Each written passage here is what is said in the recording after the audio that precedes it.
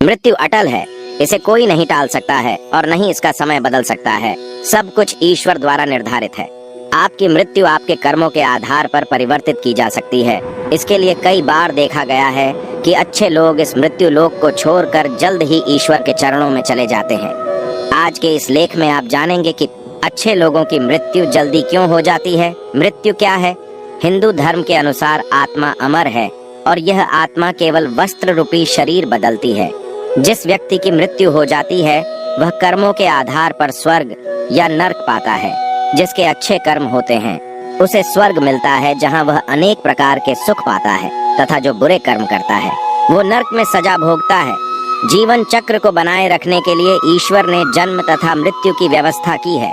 जब व्यक्ति की आत्मा का इस मृत्यु लोक में समय समाप्त हो जाता है तब उस व्यक्ति की मृत्यु हो जाती है तथा आत्मा इस संसार को छोड़कर चली जाती है। अमीर गरीब राजा रंक हर किसी की मृत्यु निश्चित है। कोई भी धन से मृत्यु का समय परिवर्तित नहीं कर सकता है। मृत्यु लोक में जन्म लेने वाला हर प्राणी अपने कुकर्मों को इस धरती पर भी भोगता है।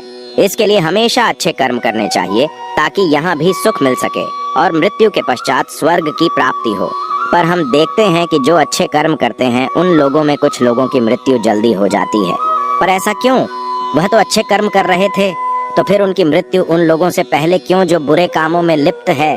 ऐसा जरूरी नहीं है कि जिनकी मृत्यु जल्द हो जाती है वह सुसज्जन होते हैं, और न ही ऐसा है कि जो ज्यादा जीते हैं वह बुरे होते हैं।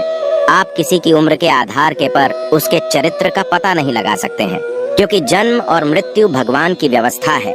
पर जैसा कि हम कई बार देखते हैं कि अच्छे कर्म करने वाले कुछ लोगों की मृत्यु जल्दी हो जाती है, तो इस बात को लेकर लोगों के अलग अलग मत है। जैसे भगवान नहीं चाहते हैं कि अच्छे कर्म करने वाले इस मृत्यु लोक में दुख भोगे और समस्याओं का सामना करते रहे। इसके अलावा कुछ लोगों का कहना है कि भगवान को भी अच्छे लोगों की जरूरत होती है। यह सब बातें केवल तार्किक है, इनके पीछे किसी भी प्रकार का कोई साक्ष्य नहीं है। यदि किसी अच्छे व्यक्ति की मृत्यु जल्द हो जाती है तो वह उसके इस जन्म और पिछले जन्म के कर्मों का फल हो सकता है, जिसका लेखा जोखा केवल ईश्वर के पास है, जिसे जानने की शक्ति हमारे पास नहीं है। हाँ, हम ज्योतिष शास्त्र के माध्यम से कुछ हद तक भविष्य की कल्पना कर सकते हैं, क्योंकि यह भी हमें भगवान द्वारा ही समर्पित किया गया है। हम मनुष्य इस धरती पर केवल कर्म करने के लिए आए हैं, जिन्हें भी हम सही तरह से नहीं निभा रहे हैं।